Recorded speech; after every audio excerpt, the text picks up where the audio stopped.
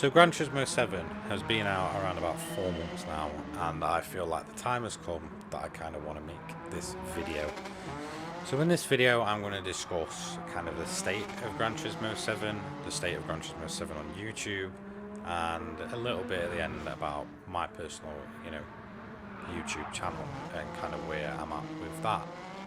So, Gran Turismo 7 at release was an absolute disaster. I don't really need to go into it. I think we all know what happened, what with monetization, a very, very sort of cut back career with the cafe menu. I think a lot of people absolutely hate that, and I'm kind of in that same boat. I was very vocal about the monetization of Gran Turismo 7, about the fact that they gave reviewers a different copy of the game before the public got it, and then turning on the microtransactions, and the prices of everything changed, as well as payouts.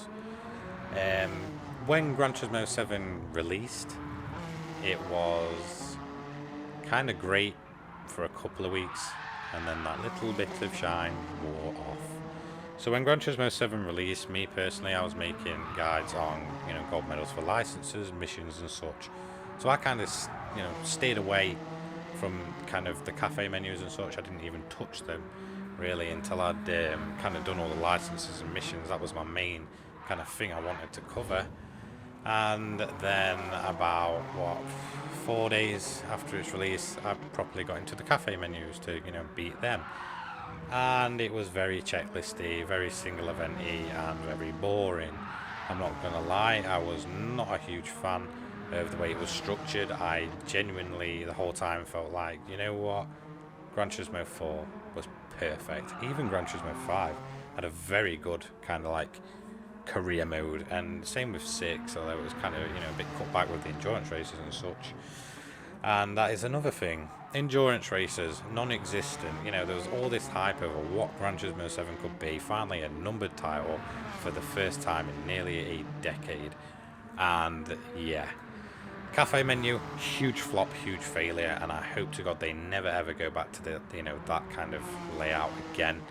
I kind of hope when Gran Turismo 8 arrives, that they kind of never ever look back into doing the cafe menu. It is absolutely dreadful, very bare bones, and it just feels like an absolute checklist compared to previous games where you had to kind of build up, felt you had to build up cars for specific events or manufacturer events. The previous games felt much deeper, and it felt like there was just a lot more depth to them than this very bare bones kind of, if I had to kind of say it, mobile feeling to it. It did not feel like a fully fledged kind of single player career mode, and it was nowhere near what we expected, and in my eyes it was an absolute flop.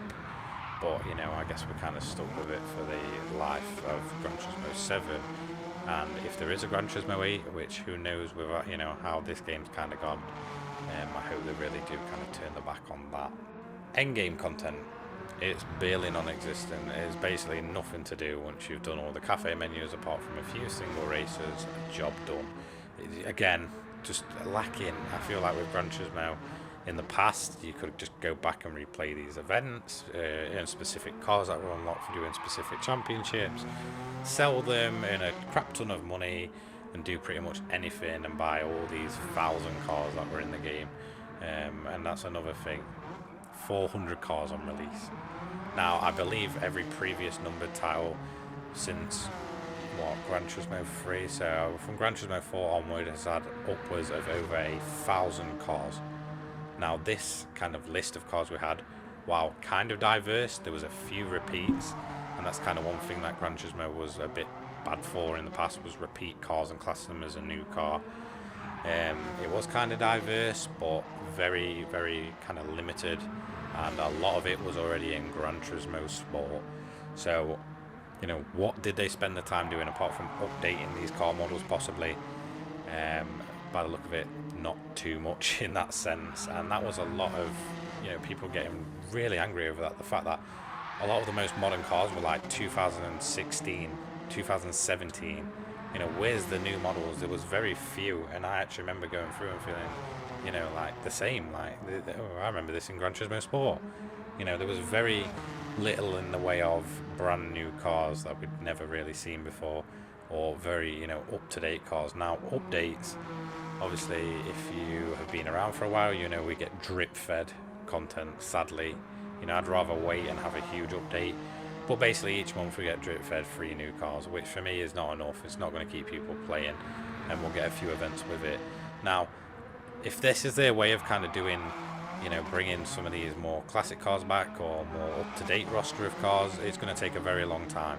A very, very long time. And as well as kind of adding a little bit of endgame content, each update's good for a couple of hours.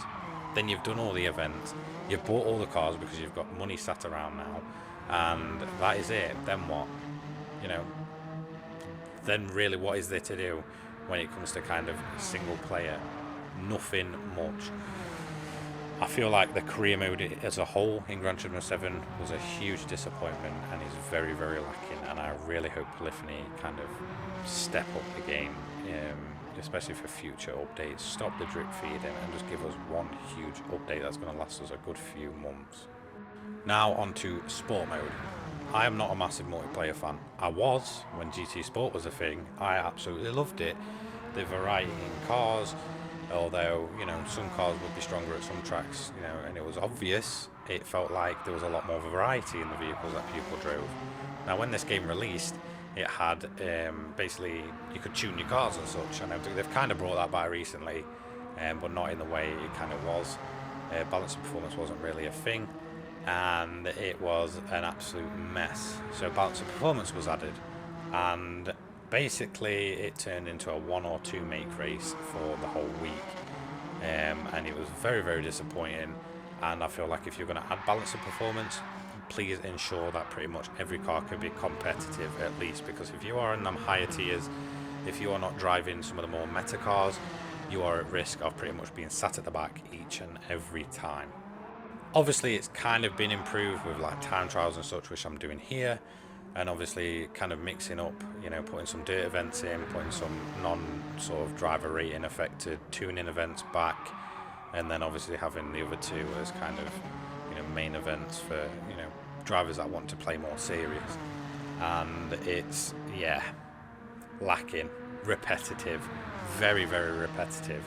If you have done a week in Gran Turismo 7 or played it for a couple of weeks online, you will notice things start repeating very, very quickly, and it's very, very boring and very, very quick. Now, I don't really touch sport mode because of this issue. The only time I will play is I'll do probably like 10 races throughout the whole week if I really enjoy circuit, and that'll be it. Some weeks I might play it, some weeks I might not. And that is a huge, kind of troubling thing when it comes to, sport mode in general. I mean, look at the FIA games. Basically, Assetto Corsa took kind of the rights away from Gran Turismo. You've got esport players walking away.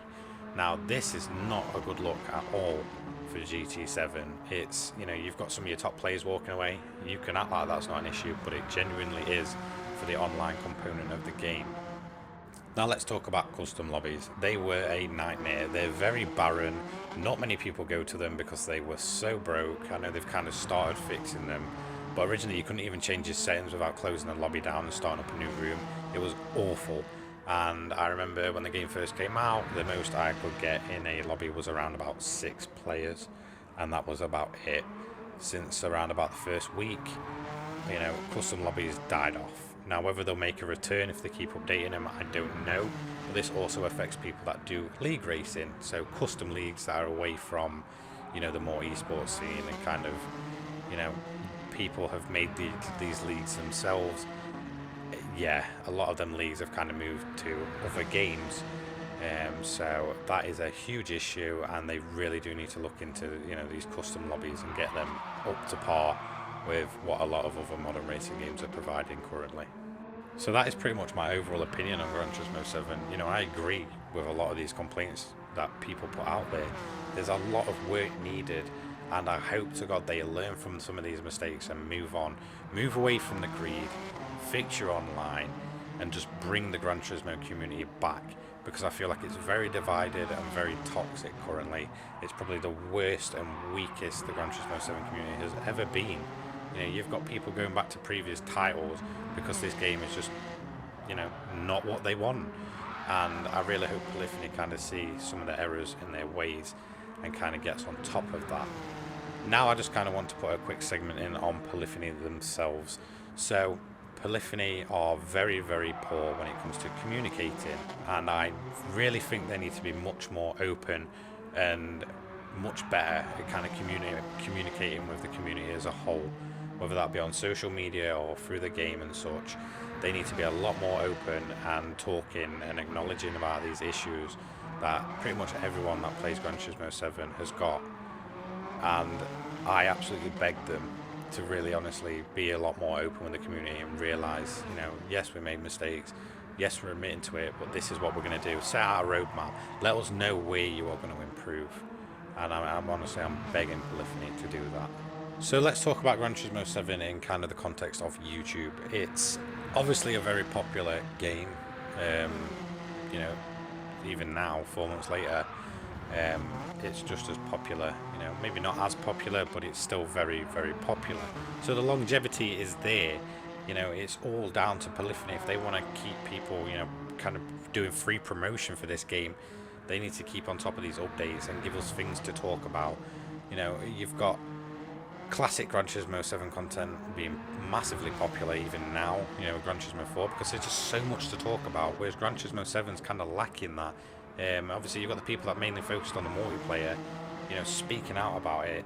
Like, Gran Turismo is just in a weird place and just doesn't feel right, and kind of wanting that change there. And while, yeah, there's some of those changes have come, it's still not 100%.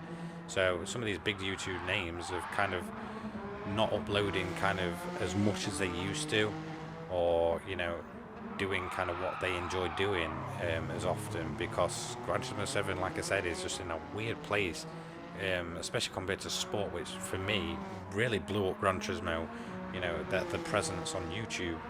And I just feel like Gran Turismo 7 hasn't got that same presence as even sport, which was just a mainly multiplayer focused game. Now, you know, if Gran Turismo 4 can still have single player content made onto it, you know, to this day, through, you know, even through mods and such, why is Gran Turismo 7 not getting that kind of coverage? It's mainly for me down to lack of content, and I'm going to fully admit now, the only time I will play Gran Turismo is when I want to make content. So obviously I upload daily, and I found my niche in buyer's guides for, you know, cars.